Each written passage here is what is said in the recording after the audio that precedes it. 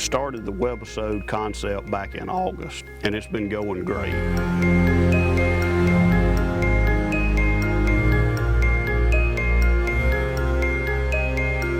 Bottom line is we are the #1 source for wildlife management information, but I want to be the best production. Quality is what I'm after.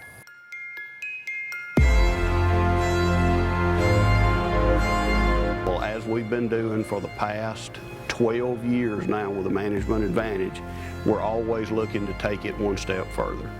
Build on what we're doing and make it better for you.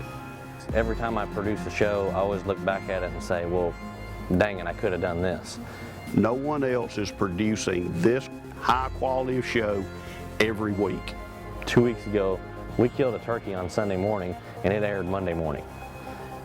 Where else can you get fresh content that is less than 24 hours old? When I'm running the camera, I'm trying to tell that story, you know, from what I'm seeing or what I think that, you know, the viewer wants to see. You know, I want to give you that visual on how we exactly do these projects.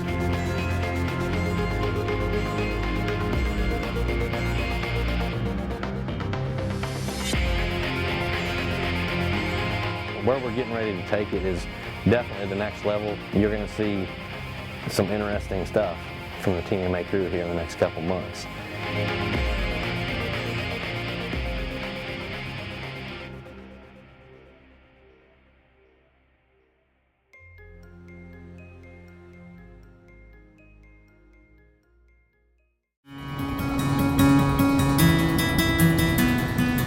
Just pulled up to a client's property. It is late March. Trapping season is out, but in the state of Alabama we have no closed trapping season on coyotes. So we're going to be here for about 10 days and he is overloaded with coyotes. So we're going to do what we can. We got some weather moving in and I'm not sure about the ground conditions, but we're going to do what we got to do to get the job done. So stick around. In Alabama, unlike any other place in the world, we've got many different varieties of deer. They rut from November through February. So our fawns are being dropped June, July, August, September, and some into October. So depending on what part of the state you're in, what part of the rut your deer go through, is when you need to take the coyotes out up to fawning. This is up in some hill country, and it looks like we're not going to be able to use any kind of an anchor or a dirt hole set. You can see right here, this is just nasty shale rock, so we're going to pull another one of our tricks out of the arsenal. This setup right here requires no drill. We got one of Robert Waddell's little homemade drags, and we're going to use this as our anchoring system. We don't need to drill a hole or pound anything in the ground. We got too much rock, so we're going to do it the easy way.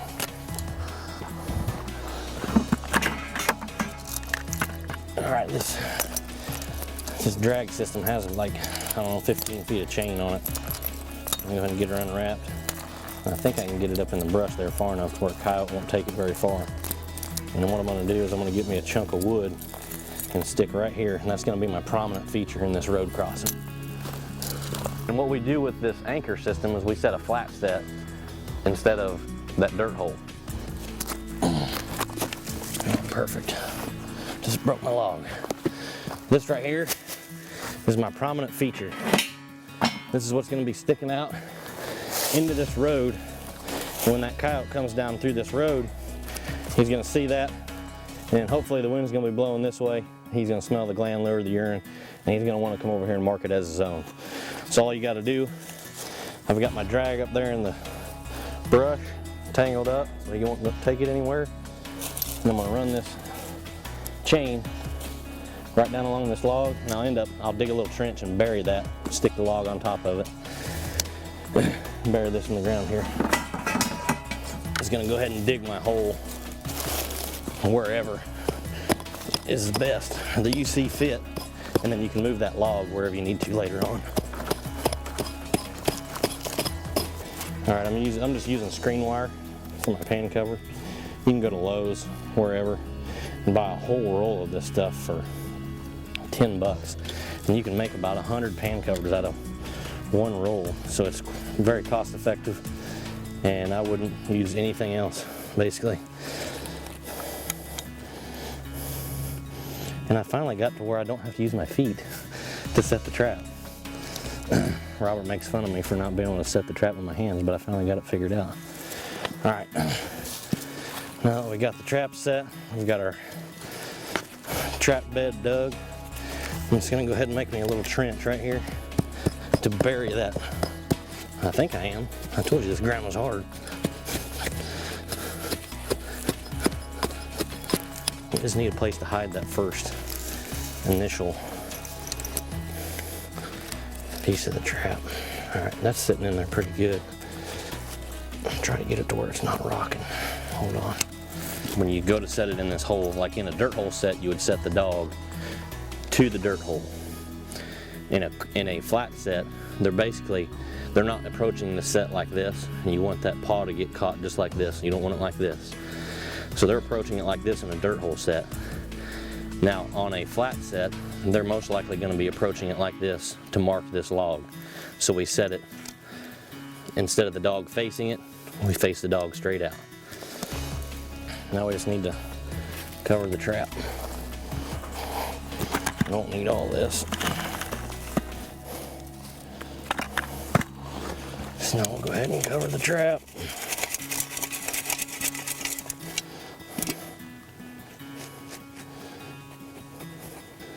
Need to go ahead and seat it down really good, because if he steps on over here or over here, that trap will move underneath his foot, and you will not catch a coyote if that trap moves underneath a coyote's foot.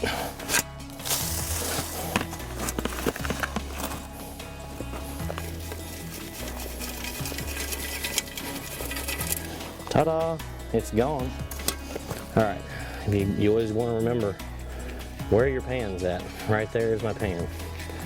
Now we can place this log in the right spot, because we want that coyote to come up, and we're going to set it back from the log about 8 inches and offset just a little bit, because most likely he's going to come up, sniff it, and hike his leg and pee on this log to mark it as his own. So that's pretty good right there. Go ahead and move it back just a little bit.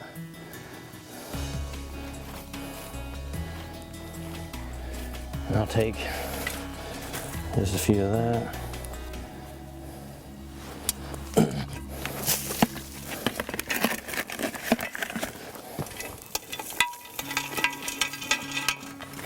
Go ahead and blend in the whole set.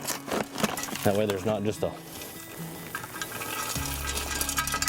spot around where your trap's buried. It looks kind of funky right now because it's wet. Everything we've dug out's wet. But that will dry over time, and here in a day or two we're going to catch some coyotes.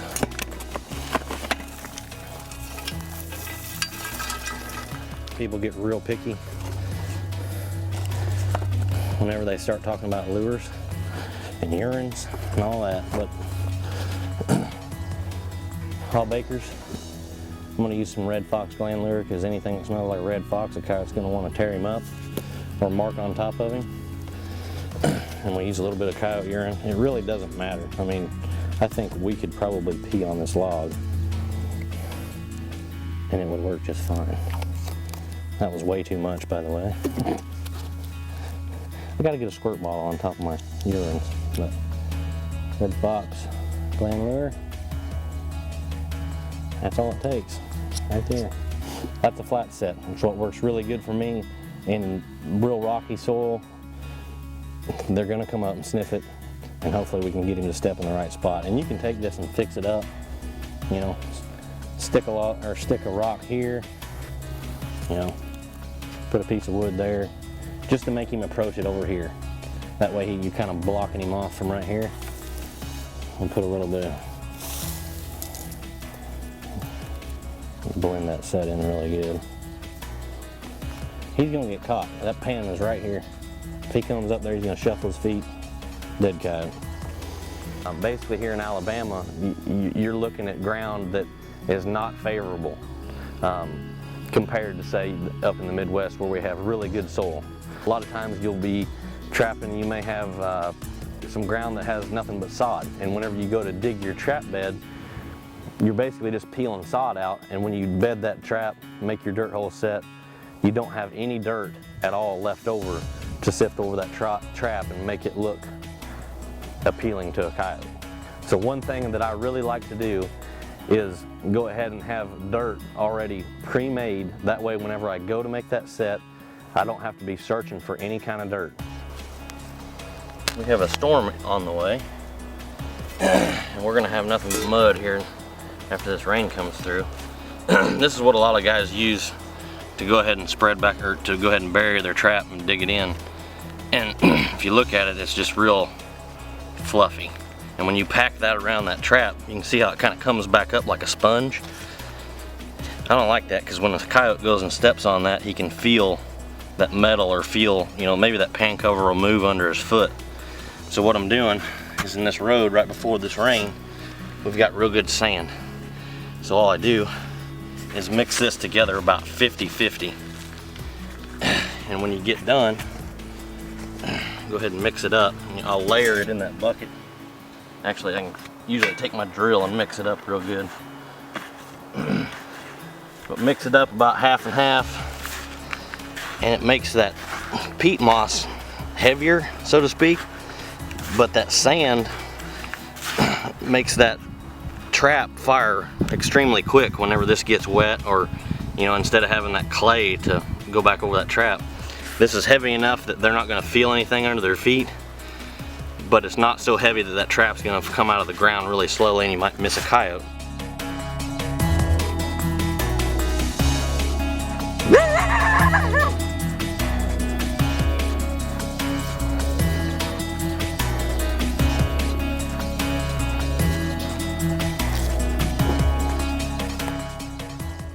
Right now I'm at a point where maybe I think we need to take the production to the next level.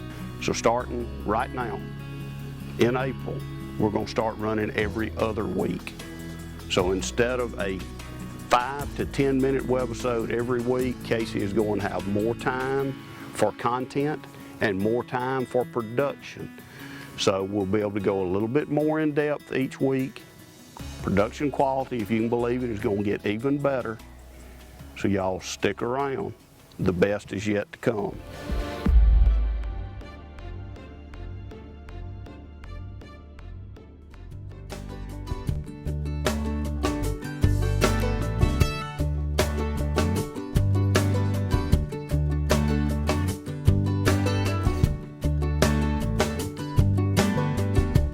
There's a place I go, tucked back in the pines, where a green field grows, my own little paradise. I'm thankful for this land and the life that it provides. See, the measure of a man is what he leaves behind. Oh, oh, take what you need and pass it on down.